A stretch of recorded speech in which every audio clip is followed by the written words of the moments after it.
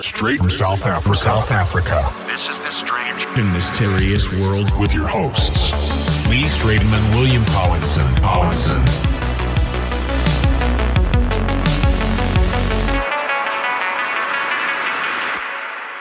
All right, and welcome to Season 1, Episode 4 of our Strange and Mysterious World podcast, straight from South Africa. We are your hosts, William Collinson and Lee Stratum. Good evening, Will. How are you doing? Hey, how's it going, Lee? Yeah, I'm good, and you, bud. So we're definitely going to be chatting about alchemy tonight. Sorry, we ran a little bit past time in our last podcast, but yes, definitely going to have Juliet on in a few moments. So tell me a little bit about alchemy, what you know, Will. Isaac Newton was actually more into alchemy than he was actually into chemistry and physics and mathematics and everything. He was actually a true alchemist. He spent 80% of his time actually practicing alchemy, which people actually don't really realize. And from what I've researched, is actually more of like a purification of your soul. And I know a lot of people in the materialistic world keep on thinking it's more about turning base metals into gold, which I think it's more of a metaphor of like transforming your soul like into more of a divine essence of who you really are. And but we'll get more into that with Julia. I would love to ask her some of those questions, because the books that I get, they're always so vague, and I mean, they always go into like, you know, the history of Hermes Trismegistus and how, you know, all kind of religions actually stem from Hermeticism, which is I think it's basically the basic form of alchemy. But in the books, they never really tell you how to practice it or how to do it, or like what it really entails. They just tell you like history and and how what it meant in Egyptian times, and you know, all the philosophy and kind of who was a alchemist, and you know, about the philosopher's stone, and always got, you know, above, what is above is below, and all of the kind of like the cliche kind of jargon of alchemy and stuff like that. But so I mean, I've been initiated into a mystery school. I mean, a very low initiative at the moment, but so one of my most exciting things was in the mystery school is they actually teach you alchemy and how to, the principles of it and the practices of it. And so I'm very keen to get into it, but I mean, I haven't really got to that level yet, but that's why I thought my guide, when I got initiated into the mystery school, you get a guide, and my guide is Julia Tiffin, which we'll have just now. But anyway, also another thing is I've got this book, Dave Lanyon. He's one of the highest initiatives of the mystery school that I'm initiative of, and he wrote this book, "You Are Not Perfect the Way You Are: 11 Keys to Master Your Life" by Dave Lanyon. So he's a sovereign insistimist, which means like the highest initiate of the lineage of this mystery school, which is the lineage of King Solomon. And he teaches, and he's one of the main teachers of Hermetics. But I know in the Bible it says, you know, we are made in His image, in God's image, and it's funny because I was having this debate with this Christian friend of mine, and she was saying, yeah, no, we made in His image like a man. But I think what they're trying to say there is that we made in His image is because we are like divine beings ourselves. So it's like we've got a bit of divinity from Him because we are part of Him, and it's like an offshoot of Him. So we've got the divinity in us, and we can find the divine essence of what He is inside of us, you know. So that's what I think, and what I find, which is so cool. So he says, so they emphasize that we are all gods, and the one thing I just highlighted here in the book, he says, one of the things I would say if you were in front of me talking about God and asking, why does God do this, or why does God do that, would be the answer rooted in Hermetics. That Hermetics answer would be, why aren't you doing it? You are God. So God will always behave in accordance with you again because you are God. So I think that's amazing. So yeah, why isn't God? You see a homeless person on the road and you wonder like, okay, well, if there's a God, why isn't He helping the homeless person? But you are God, so why aren't you helping the hopeless homeless person? So I just found that just such a fantastic answer and a way to live your life.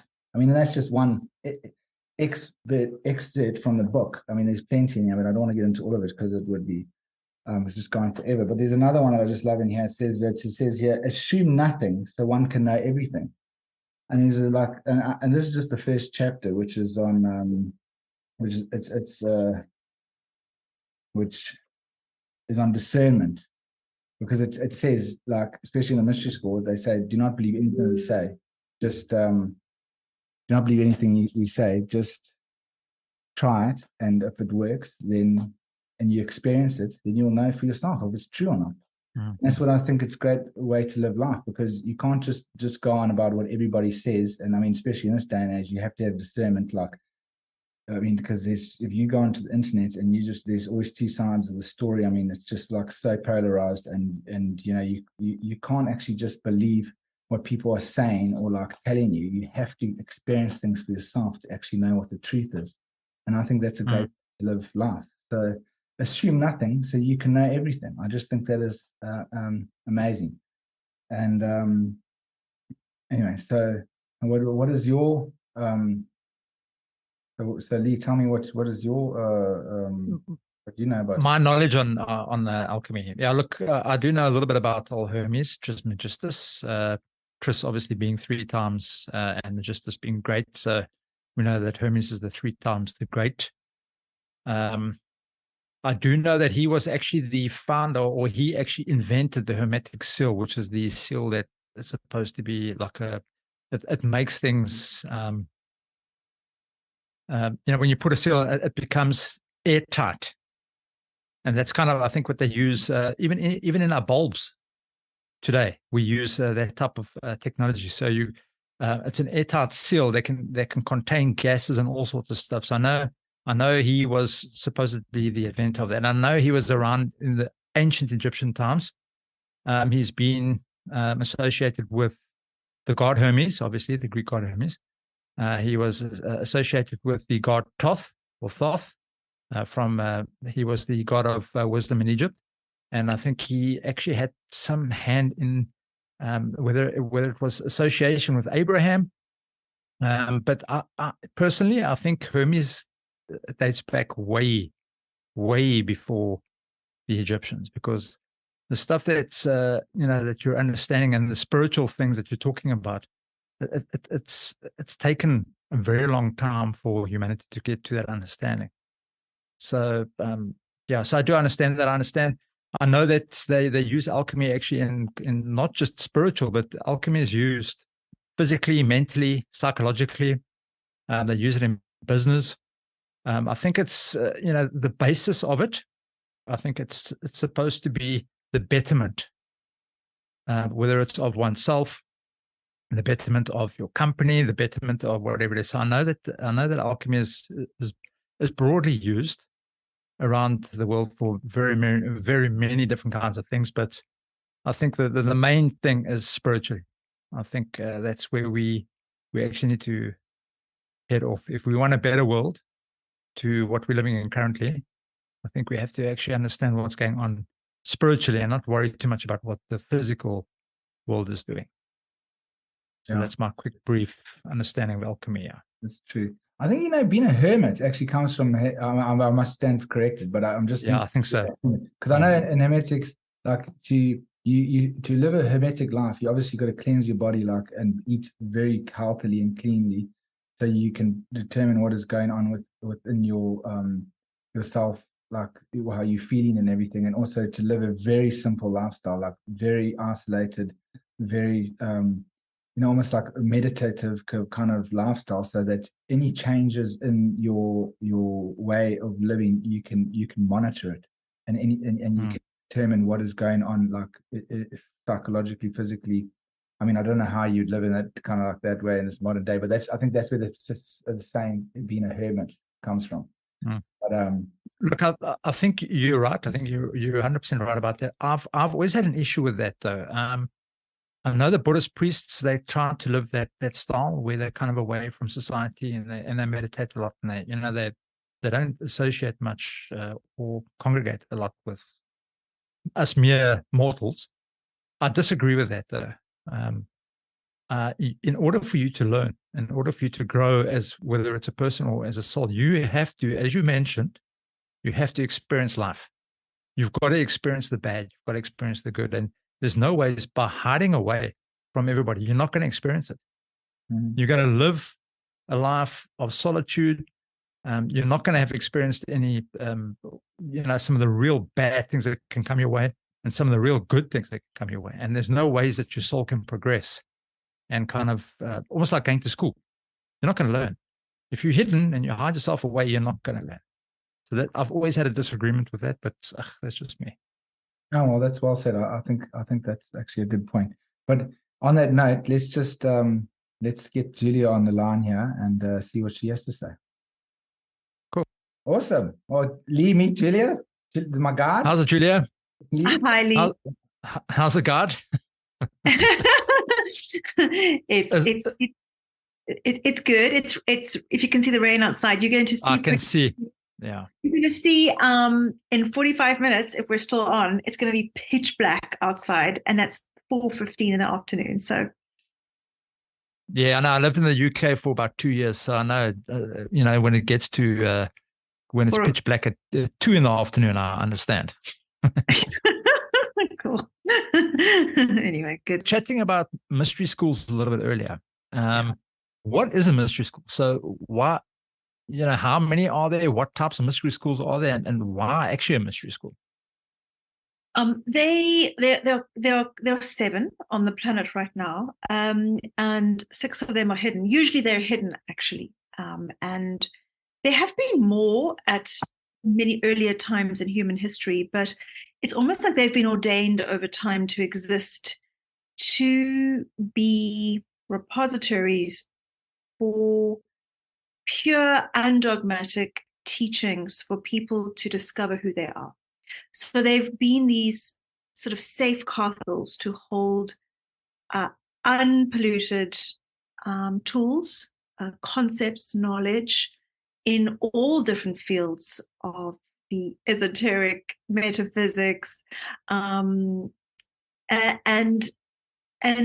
they've been kept intact and sacred and secret, not for some nefarious reasons, but really to keep knowledge and tools that are so pure and so powerful available for literally when humans are actually ready. Hermes in one of his books speaks about, when you're ready, the teacher shall appear. And the mystery school's job was to hold that information for when people were ready. So when a mystery school is closed, someone who trains in the mystery school will actually identify and recognize someone who is ready. And to be dead honest, there are literally sort of very light markings in the aura that you can see or sense or know. And they used to identify people like that. But they were already generally people of excellence who had already pushed themselves to discover or develop, whether it was something in the arts or the sciences or in governance or in any fields of greatness, that had already taken themselves to an exalted level. They'd pushed their soul, their being to that level, and then they were identified, had been ready to receive hidden teachings. So they could bring more to the planet, more goodness, more positivity. So, yeah, there are currently 7. They have a very specific structure. They work as a system. They work with different parts of the human body, with different sets of teachings. They were consolidated from 13 into 7 about 3,500 years ago. And really just safeguarding all the bodies of knowledge that you can possibly imagine has ever existed, so that we could access it when we are truly seeking. Okay. So do you think now? Sorry, well, what's that? Is humanity ready now? Is that why this one is open to the public? Yeah, there were some, I think it was Manly P. Hall, I think Alice Bailey, they've written about one of the 7 opening, or that would open during very particular times. And one of the 7 opened on the 7th of the 7th, 1997. It was a very specific planetary alignment, so massive that it shifted human consciousness in a way that we were now really ready to discover who we are. It doesn't mean that every single individual is at that level of readiness, but that the ground was set, so that if you wanted to plant that seed and really discover who you are, now you could. Whereas previously it was almost like a veil or curtain was separating you from really, really knowing your personal power and your gifts and your abilities. But something shifted on that date. Other mystery schools have opened their doors for periods of time, maybe a day, maybe a couple decades. But this particular one, it's fairly hard. Its mission is to remain open so that those who are seeking can actually receive. And is this the one that opened on that date? Or Yes. Okay. Yes. I mean, bearing in mind the mystery schools didn't have a name. They are governing certain, they've got certain core energies that they govern. They've got certain, almost to say, responsibilities for human progression. So yeah, literally it's been given a contemporary name just because now it exists in a world with their websites and where there is Google. But yes, it really is one of the 7 mystery schools that has a very specific purpose to anchor spirituality into physical life. And that's the one that is opened and was positioned to open. There's a question I have. So Yes. looking at the world that we're currently living in, let's go from probably just after the 2000s, okay? Prior to that, we seem to be plodding on nicely. We had you know what I mean? It was the inventions were coming slowly, the things were happening slowly. From 2000 upwards, we seem to have a boom, but the world seemed to be almost chaotic in a way. So my question is this: the school that's open now, the mystery school, is it a consequence of what's going on in the world? Well, what was going on in the world at the time? People saying, listen, we need some sort of direction, some sort of guide. Maybe we should open up the school to allow people, so we can show them how to start living properly, and we can start changing the world as it is, because currently it's like really, it's not in a great place there. I'm going to shift the perspective a little bit. So during the Dark Ages, it's almost as if we moved into a dark part of the universe where there was literally not enough light. Like, imagine we weren't in a part of the universe where there were lots of suns and stars. And therefore it was predicted we would go into a Dark Ages, by the way. It's not just a European phenomenon. Other tribes across the world speak about this darker time. And so as our minds became less illuminated, we saw all the, pretty limited way of being and existing and expressing and being yourself. What happened, and why King Solomon 3,000 years ago, so actually brought all the mystery schools together and 3,000 tribes to consolidate, to share, and to test every single tool, healing, alchemy, Kabbalah, metaphysics, everything, all the tools and teachings and everything were tested to find the best system of teaching, the best system of healing, the best tools, the best tools of transformation. So this was done because there was a vision into the future where we actually would have more light available coming into our sector of the universe. And that light, we know how light works. Light comes in from the universe and it illuminates the mind. And so more light would be available. So the actual opening of this mystery school wasn't just, oh, let's do this one day. It had been set in motion for thousands of years. It was known that it would have to open its doors. But we had to wait for the planetary alignment for more light to come in. Now, all that's really happening is, in fact, there was a massive planetary alignment in 1997 and another massive one in 2002. So it's funny how you link the 2000s. You're absolutely right. But what has happened is not something negative. It is more light that has come into our section of the universe. And that light has illuminated the dark areas of our society that are not working. And even when we try to fix an existing system, we try, put effort into it, but that system ultimately is flawed and it crashes down again and it crashes down again. So the reason is more chaos is because the light that's coming in is causing a continuous alchemical transformational action that is not allowing the dysfunctional, outdated ways of being to exist anymore. And why the mystery school, one of the mystery schools had to open, because it had to teach people about the fact that we are in the most dynamic alchemical transformational process ever. We've never had so much light come in. We've ever had so much shift in technology and ease of life, plus the collapsing of society concurrent, because this light is coming in. And we have never been trained in how to lead a truly successful life, body, soul, spirit, mind, heart. We haven't had the tools. We go to school to learn how to get a job.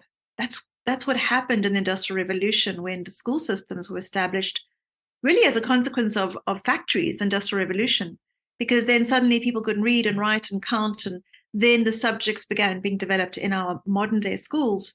So language and maths, and then a bit of geography, a bit of biology. All of these things were designed so we can get a job and literally participate, work for someone else, and kind of, function that way.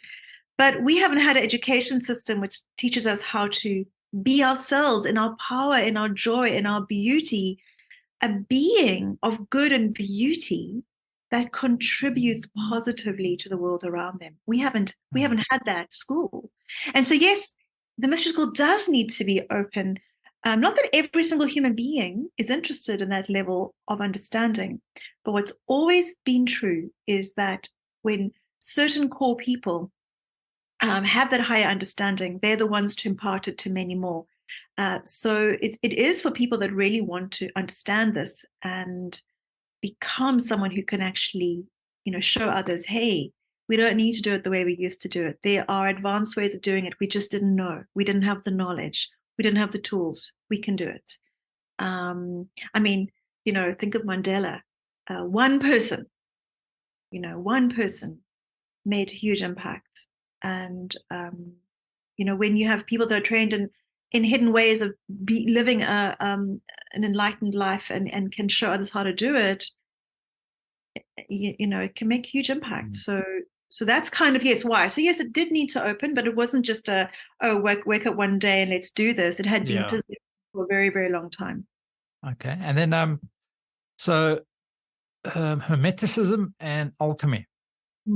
How do they, are they kind of the same thing, or is it one kind of mixes with the other? Are they kind of, what's the difference? Why? What's the two? And by the way, there's more than just those categories, but it's a very good question. So Hermeticism, if you read some of the sort of more accessible Hermetic books, maybe the Kybalion is a bit more accessible. I think most people associate it with the mind, but actually it is really about understanding the divine order in the universe. There is an order in the universe that works in accordance with the mind of God. And that divine order produces only good. And that good gets expressed in this physical life through beauty, through beautiful ways of being, through all levels of beauty. Beauty is not just a physical thing. It is also a physical thing, but it's about living a life of beauty and goodness. So there is, in fact, order in the universe. There is a structure. There is divine order. Many people just want to do things their way. But actually, to create good and beauty, there is a structure. There is a system. There are principles that are universal. They're not subject to human opinion. They're not subject to dogma. They stand true throughout the entire universe. And they bring this divine goodness and order to the universe. So Hermetics, when we study it, it cleans up the mind. It brings massive clarity. And it allows us to direct our mind in a way that we now bring good and beauty into our life and therefore into the lives of others. Alchemy is really about evolution. It's about, in alchemy, we talk about transmutation and transformation. So transmutation refers to the mind, transformation refers to the physical. Alchemy has many dynamics to it, so I'm really giving you a very simplistic understanding. Yeah. But in alchemy, we purify and refine. We purify, first of all, the dross. And when we're talking about spiritual alchemy, we're talking about we are the nugget. We ourselves as a being, a body, a soul, and a spirit. We are this nugget. And when you pull gold out of the ground, and we would know this because South Africa is a gold mining country, or certainly was. When you pull it out, it's not just itself entire. It is got iron ore and dirt and all kinds of amalgams. It's kind of like a messy thing. And the dross is all the stuff that is covering that gold. And in our case, as a body, soul, spirit, we have a lot of concepts that stop us from that divine order of God. We have a lot of ideologies. A lot of it is ideologies and ideas. I'm right, you're wrong. It's so many human beliefs and emotions that are being held onto, and spiritual traumas. There's so much dross, stuff that has to be purified. And so the alchemical process purifies the dross to get us to the incorruptible within. And the incorruptible is our absolute pure essence that cannot be corrupted by any outside circumstances. So as you use alchemy to purify your body, soul, spirit, you evolve, you accelerate your evolution to the purest state within, to your divine essence, to the goal that no one can sway you on. So as you reach high states of mastery, people can throw their opinions at you, they can say whatever, and you're just like, it's not corruptible. Like gold doesn't tarnish. It's not corruptible. And you stay entire, and you stay as an expression of good and beauty in your world. So different. Alchemy is also about work hand in hand. But I think I've studied, alchemy, hermetics, Kabbalah, shamanism, just honestly, like astrology. There's just so much. I've been interested in everything, so I've tasted many different pieces, but they are different. They each have their part. And certain people who we are at our core, certain different teachings resonate more with you at a certain level. So that's why there is so much diversity in spiritual progression and training. Julia, also, so when you speak to a lay, I'm going to say lay person. Let's talk about the normal the normal man on the street. Yes. When you talk about alchemy, the only thing that they know, or okay, look, we do know a little bit more, but the only thing that they know is, oh yes, that is turning lead into gold. Now, how did that come about? Truthfully, there is, and indeed, there is indeed a formula. I believe, I believe there is indeed a formula that can turn lead into gold. Okay. However, the missing ingredient, I understand. I beg to be. This is, I beg to be corrected, but the missing ingredient to do that is the alchemist him or herself. And you have to be literally pure as the driven snow, have no corruption in your mind, and the concepts in your mind, and in emotional baggage. You have got to be a pure alchemical vessel, a being of complete magic, of complete magic and miracles. Okay. All right, that's cool. It's almost like when Christ said, you can do what I can do and more. You are so pure, you're at that gold state. You are the missing ingredient to make that happen. So, you'll probably be able to turn wine to water as well then. Cool. Can you do that in my house? Turn water into wine. So I'm going from like a person in recovery, so obviously I'm going the other way. Like, well, let's make the wine to water. I mean, wine is supposed to really only be used as a sacred sacrament. It was never ever supposed to be used for anything else. And one of the laws of the universe, which from Hermeticism, Overuse teaches is bad. not even overuse. The law of cause and effect. If you misuse something that was not intended to be used for social use, there is an equal and opposite reaction, and you cannot escape that law. So wine was intended only for holy purposes. Okay. I know the Native American the guys use tobacco when they're Exactly. in the sweat lodges and that when they're chatting. Well, that's when they're Exactly. communicating with the Great Spirit. And then unfortunately the Westerners took that and just started smoking. So, and that's why we have all these issues. In the principle of Hermeticism, the laws are absolute. One of the laws being the law of cause and effect. My mother died of lung cancer. She was a fantastic, phenomenal inspiration to humans. She was incredible. But from the age of whatever, convent girl, repressed to late 40s, she smoked 40 to 80 Texans a day. There was a consequence, to that. And that's the law of cause and effect. I mean, ultimately we're going to die anyway, right? So that was just the way that happened. But, it is tobacco. It's very holy. It's a super holy plant. And it's supposed to be used only for spiritual purposes. You'd use it in that way, only good. Only good. Yeah, this is part of the laws of Hermeticism, and they're absolute. You can argue blue into your face, but the consequences are shown in everyday life. Yeah. So what's it? The universal law is the law, and that's it. There's no changing it. It's not subject to human desire, opinion, wishful thinking. I want to be an orange today. No, you're a human with 5 fingers. So a quick question as well. I know Pythagoras is one of the initiates going back into those days. Yeah. Will was telling me at some stage that it took 20 years for him to actually move on. Why so long? Well, 20 years to get initiated. Yeah. Yes.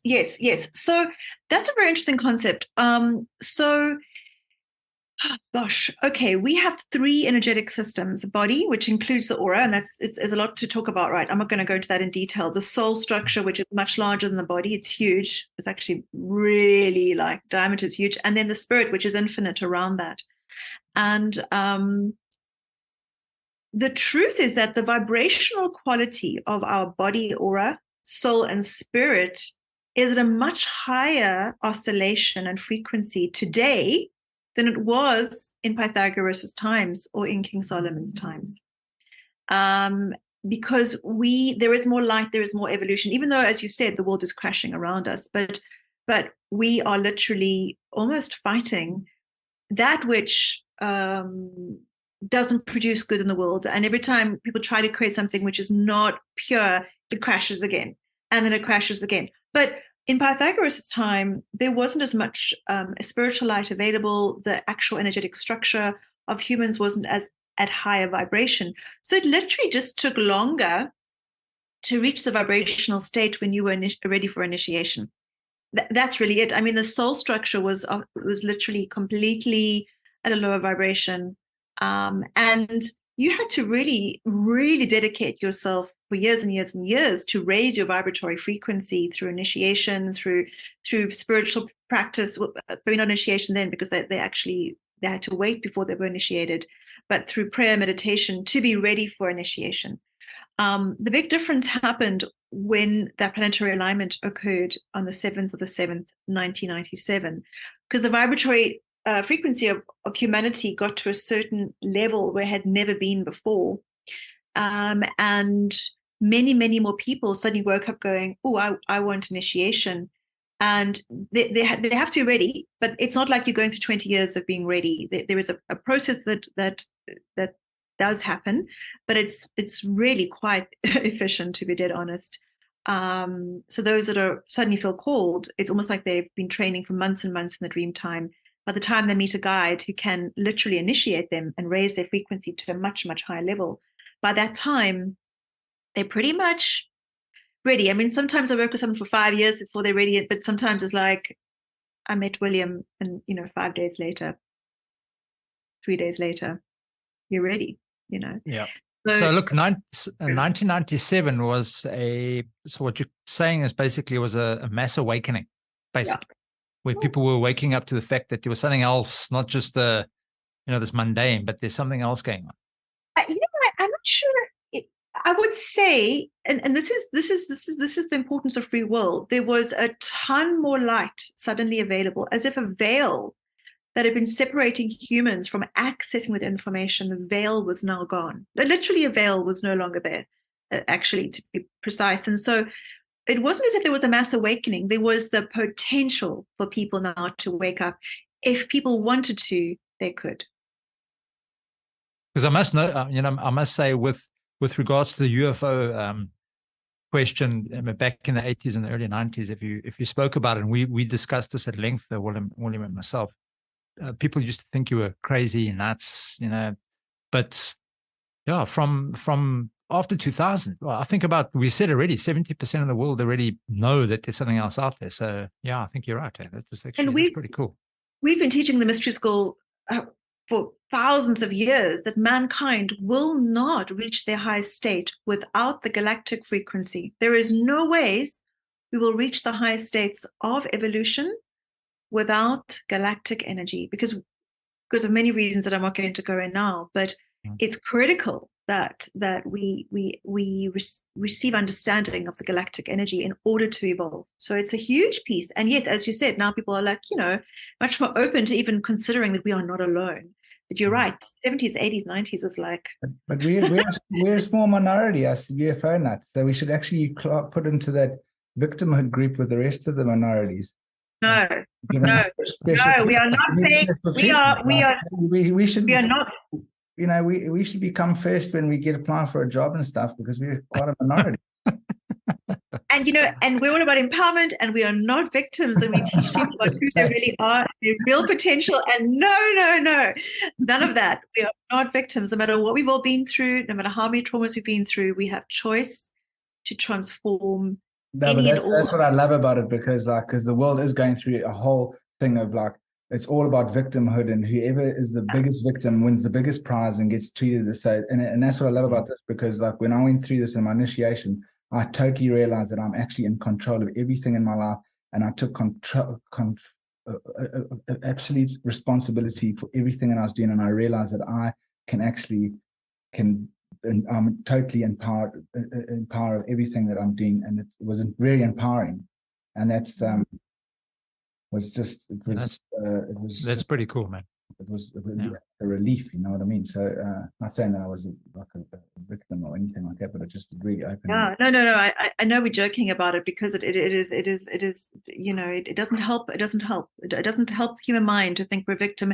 In fact, it breaks down the power of hermeticism. It literally breaks down that we can produce good and beauty. It breaks down divine order. It doesn't help us to evolve, to accelerate, to reach out for more. So yeah, no, it's see, I have a flashing light in the background. It's like some magical being is like flashing. You may have noticed it on the replay. There's like a light. Anyway. Julia, a quick question. If we've got people listening and they're interested in this type of thing, how do they get in communication with you guys? Is there a website they got to go and see? Because I'd never heard of it. Will was the first. He chatted to me and said, "Hey, man, I'm going to go to this mystery school, and I'm so keen to do this." I'm like, "What mystery school are you talking about?" I've never heard of it in my life. You know what? The best thing to do is always to work with a guide like myself, because then we can direct you, depending on what country you're dialing in from, or we can answer your questions. Some of us are we work multi-countries. Sometimes there's a certain person in your area that's just ideal for you. So I think just, I'm very happy to filter inquiries, and I do it for people all over the world, and wherever one needs to send people. So I think just popping me an email would be great. Julia@juliatiffin.com. I'm sure we can somehow put it in the link. Yeah, 100%. I'll put it in a link, because I will serve whoever in the world, and wherever we need to send someone and direct them to what's best and easiest for them. It's a pleasure to do that. No, awesome, man. And then, the process, I'm assuming, being a mystery school, there's a lot of mystery, obviously, but there's a certain process to follow. Meditation, prayer. Well, I don't know if prayer really falls into it, but meditation and that kind of stuff. I'm assuming it's quite high. William and I were chatting a little bit about the Monroe Institutes that we've started doing the Gateway experience. So with the out of body experience and those kind of things. So I don't know if that kind of works with you guys as well. I'm not sure. All of it. In fact, one of our we have it's a PhD, Teresa, Dr. Teresa Bullard Wyke. Her mom actually works for the Monroe Institute, and she's a PhD scientist. And we work with a lot of the Monroe Institute's information and also their music. So absolutely, there's where there is good in other parts of the world, we know how to work with it, if you know what I mean. Absolutely. And then also to answer you more, Lee, there's like when you get initiated, that like in the classes, there's quite a few initiations you go through. It's not like you just get initiated and you know everything. It's like there's like quite a lot of initiations, but so I'm very low level. But like when you get initiated, you do learn a certain amount of rituals, practices, prayers, meditations. They give you like a whole like of all of this stuff, and it's just very helpful. I mean, like there's so many different kind of just rituals, prayers, and meditations. It's like a little toolkit they give you. And it kind of grows where you get higher and higher up. And there's more. And how do you progress? Well, wow. Okay, so how do you progress? I mean, we're all about progression. So all we want for you is to progress. So that's why right from the very first initiation weekend, we give you incredible tools of power. They're not like, those bicycle training wheel, rituals or whatever, or tools that you get, because you're like a baby. The truth is that those tools that you get in the very first initiation, I've still used 20 years later. And in fact, they've gotten more powerful. And yes, I have a gazillion more tools that transform my structure, help me to take total responsibility for my life and shift and transform and really access who I really am. But we give you tools of power straight away. So how do you progress? The minute you get initiated, you are on a path of accelerated progression because of what happens in the initiation. You are literally unfettered now from the matrix that pulls you down, and you're now allowed to freely move forward towards light and goodness just through the initiation itself. Besides more protection and you get more guides, and besides holding way more light, you're now on a fast track to really discover who you are. And to just over time, just downloading that very first initiation, you will naturally progress. And then we give you tools that kind of accelerate that process. So everything's about acceleration and progression. So even if that is the one piece that you receive, you will keep progressing faster than you ever have before. And some of us get called to further initiations. And then these multiple initiations are almost getting stronger and accelerating on top of each other. It becomes quite profound. This is not something we did thousands of years ago. We're now able to do it because we hold that much more light on average in the human consciousness. So just receiving the first level initiation, it is actually an act of saying, I want to progress and I don't want to stop progressing. Just the very fact that you receive 4 new guides that are right next to the throne of God, they know who you are. They if you come along one day and go, oh no, I don't know how to do it. I really don't know. And I just don't think I can. They're like, hey, Julia, you can do it. Well, you can do it. They know who you are. So falling and being a victim is not an option anymore. You've got 10 times more light to see who you really are. Your whole structure is now aligned towards good and beauty. Humans actually fight it a lot. They fight to sustain traction going towards what's good and beautiful in your life. And the initiation realigns your natural, your unnatural flow towards that which is not good for you, and aligns you to that which is good for you. Well, can I just say something on that subject? Because when I got initiated by you the first time, it really was uncomfortable. My life was really like chaotic, and it was a bit difficult, and it was like, and I was like because I was fighting against something, because as you're saying, like I was, because my life was going like this, and you initiate me, I was going like this, and I'm like trying to like no, come on, just like, I was going this way, just come back here, and it was difficult, and when I was fighting it so hard, I kept on thinking like, this initiation is not working because my life's actually really shit now, but it was because I'm going in the wrong direction, and it's trying to pull me this way, and I'm fighting with all my might to go this way still, because I was going that way. And it was just so uncomfortable, and everything was just, I can't explain it, but I was in this turmoil. But then when the second initiation, when I went to Healers Academy, everything just fell into place. It was just like the serenity that came over me when I came out of there. It was like something I'd been looking for my whole life, but I didn't know I was looking for it my whole life until I was there, and I realized that, geez, I've actually been looking for this since I was like 5 years old.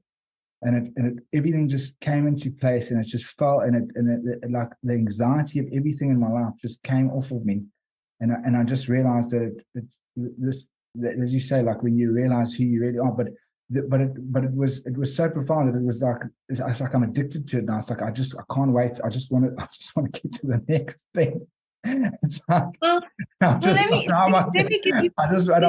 when is the Ritual Masters thing happening? When is Healers Academy 2 happening? I'm just like, I'm so into it now. Yeah, and we want to be balanced and mature and not addicted to, we also, and that's part of the maturation. Like addicted to it, but it's just such an amazing like thing in my life that I'm just like, I just want more of it. So let me clarify. Let me clarify, because the time duration between the first initiation and the second was actually quite short. But let me clarify for you a couple things. So in the first initiation, something happens which we never ever do again. We never have to do again. It happens first time, which is why that first initiation could, in many cases, people have come to me, they've received that, and their life is transformed. And I've watched them blossom over years, and it's pretty incredible. So humans, now this is an interesting concept. We actually fight that which is good for us. So when something is good, we will collapse into gossip or stop doing a good habit, or you can't sustain it. Or, I always think back to Facebook during that first global lockdown. And I was like, yeah, I've got time. There's so much I can do and catch up on. I saw the opportunity, and sure, I wasn't working and all of that, but I saw the opportunity. There was immediately I went to the good. Immediately I went there. Then I looked at Facebook, and I was like, that wasn't a good idea. Because people, it's almost easier sometimes to collapse into complaining and moaning and all of that. So what happens with the first step initiation is that your flow goes back to where it needs to be, which is a flow that moves towards that which is good. And then that good produces beauty.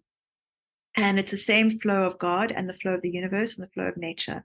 And finally now we're flying straight. And so day by day, as that initiation downloads, it's like if your North Star is here, you've actually been veering off, in that direction. And so it's like very slowly it starts, veering you straight. Now, for some people, it could be a week. For some people, it could be 6 months, sometimes 3 months. We are different, and we have that different programming.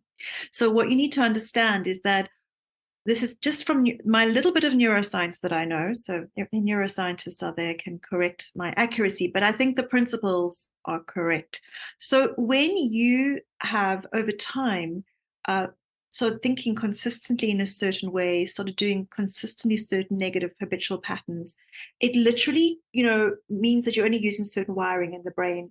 And a lot of the juicy, the whole brain activity that we have before the age of reasoning, before the age of 7, that actually gets switched off. So we have a very limited functionality in the brain.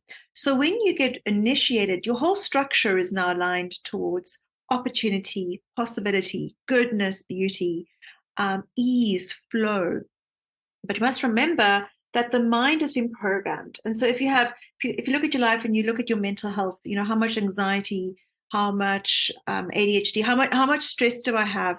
How much, what's going on? How much depression do I have? It gives you an indication of how much programming and limitation there is in the mind. And so what happens is it's unfortunate we can't just go and cut the wiring that's become hardwired with a pair of scissors. And we can't just like cut that and then sort of, but the great thing of what neuroscience says is that the brain is really plastic, or it can reshape itself. So after initiation, as the flow starts going correct in your life, things gently start opening and creating new wiring, so that you kind of create wiring that gets stronger than your habituated programming and patterning that you've had from the age you were born until the age you are today. So, if you, William, if you had not received the second step initiation, you would have had that shift maybe, in a month or 2 months or 3 months after that. It's hard to say because everyone is different and our programming is a bit different. But the initiation, it's like water. Water is so powerful. It will keep going against that freaking rock and it will break it down into sand over time. It is hermetic. It is the way water works. And so once you're realigned, it will happen. Now you had the privilege and the calling and the feeling, oh, I need another initiation. And honestly, it was that extra bit of light, quite a lot more light that comes in with that gets literally plugged into your structure. It's like you've got more cables now, downloading more light. That just, I want to use the word bliksem, but anyway, that's sort of like flowed so much. I don't know, it's that word is just so delicious. And I'm in the UK, but I just, crave my Afrikaans words. So it just flowed so much light into the brain that it just facilitated that breakthrough in your brain structure, as well as your soul and your mind and everything. So that was a really, really good thing for you because, maybe because of your programming and what you've been through in your life and how your brain had become wired subsequently. That was the piece you needed. It's not that everyone must go first and then second within a period of time. We are different. And the key is that when you've got more light flowing through you, and when you're more aligned to that which is good and beautiful in you, you know what you need to do. It's the funniest thing. When I was at school, I was doing a lot of hard sports and, first team water polo, first team netball, first team hockey, head of cross country, triathlons. And I kind of hated doing them because I felt like I was forced to do it. And so when I left school and went to university, I resisted, hardcore sport with a passion. And the truth is that my body is built for it. I'm built for it. And me resisting that was actually me fighting that which is good for me. And within 4 months of my first step initiation, I was 29 years old, hadn't done hard sports since I was probably 16, 17. And I just had to do Kung Fu. And I mean, all these kids were like 19 and 17, 18. There was like this 29-year-old, which felt like super old at the time. Now I think it's hilarious. But the point is that actually the reason it took me 4 months is because I had to wait for 4 months for the next course to start. I would have started the next week, but I stopped resisting that which was good for me. And I've been fighting it for so long. So it's just a silly little example, but physical health is important so that I can deliver on my purpose, to God, and my body is functioning at a better level. So, but again, we're all different. And when we align to our soul in a better way, which is what happens with initiation, it's easier for us to have that inner knowing, oh, I need to do Kung Fu.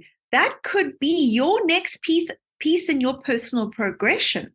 Because using your physical body could unblock energies in your body, which allow more spiritual energy to come in, which allows epiphanies to come in. So whatever happens, initiation facilitates progression. And giving you the tools of progression in your own hands, giving you back that to yourself is so key. It's magic, man. It's magic. It is literally magic. It's starting to live on a path of magic where things you didn't think were possible are possible. Yeah. That is what it is for me. I genuinely felt I was sitting in Empower Thyself in Seattle when I did it. My initiation weekend. There was a really cool cat high on catnip, which really helped. And I was sitting there going, oh my God, I just fell down the rabbit hole in Alice in Wonderland. And that is real. And suddenly the whole veil of the mundane, of just this heaviness of everyday life, suddenly that just pulled away. Yeah. Quite incredible. But I mean, and suddenly, oh my God. Yeah, it's Magic is real. Yeah. Okay. Well, thank you, Julia. I don't know if we're going to manage to get you back there. I know it's probably the rain. It's the rain in England, dude. It's always raining in England. That's probably causing all the caca. So thank you so much. Yeah. Cool. Okay. Cool. Yeah. But yeah, so well, look, yeah, that's it for tonight's podcast. Thank you for everybody for listening to us, and please follow us on Podbean and YouTube or Apple Podcasts, where you can find us kind of anywhere and everywhere. Just look on a strange and mysterious world. And yeah, I hope to see you guys. Actually, hope you see us soon. Thank you very much.